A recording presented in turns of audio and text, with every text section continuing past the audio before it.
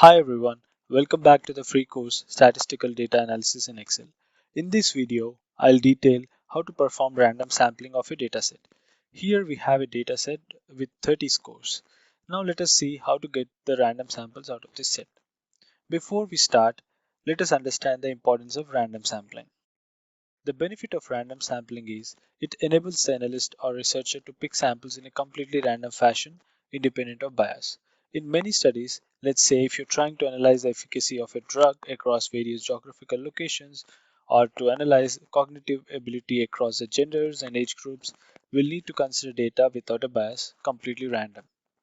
So here we have a population with 12 elements and we are picking each of the elements randomly. So we have four elements in this sample. So it is free from bias.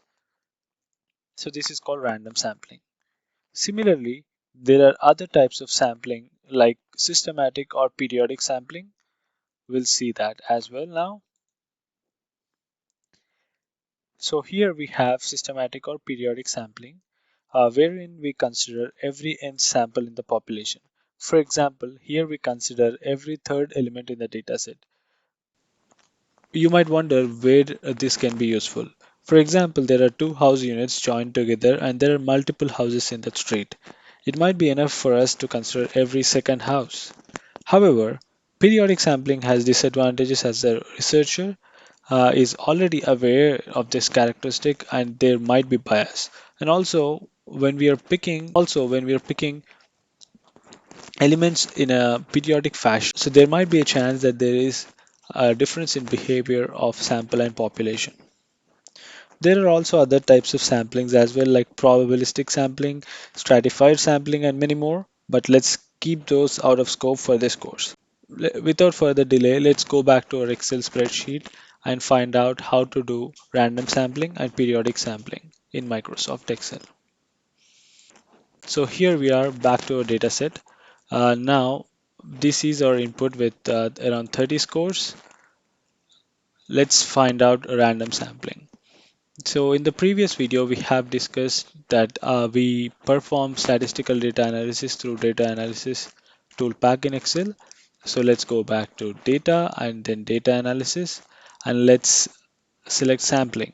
Here there are multiple analysis tools available. We go with sampling and then hit OK. So in the input range section, we have to enter the population. So this is the range of our population. So I'm selecting it now. We can see that there is population range. And in the sampling method, we are considering random sampling. And we have to give in the number of samples. Let's say I'm taking 10 samples out of this population. So what Excel will do is randomly select 10 elements from this data set. So in the output range, I'm selecting one cell. This will enable Excel to give the output from this cell to 10 cells down. And then now I give OK. So now you can see that there are 10 samples from this population. Similarly, we can also give periodic samples. So go back to data and then data analysis and select sampling again, and input range still remains the same. It is the population for us, and in the sampling method change it to periodic sampling. So what does this do? As we have discussed before, periodic sampling or the systematic sampling is taking nth element of the population. So if I give 3 here, it would select every third element from this population. If I give 4, it would select fourth element in this population. So for now, I'm just giving every, probably, let's go with 3. So it should be good. And we can give the output range as this cell. So it will give all the third elements of this population here and just go hit OK. So now we got this output of the samples and we can see it from the population that Excel has selected every third element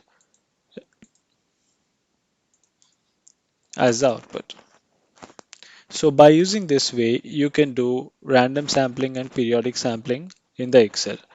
We understand the importance of sampling as we see more and more problems, and we'll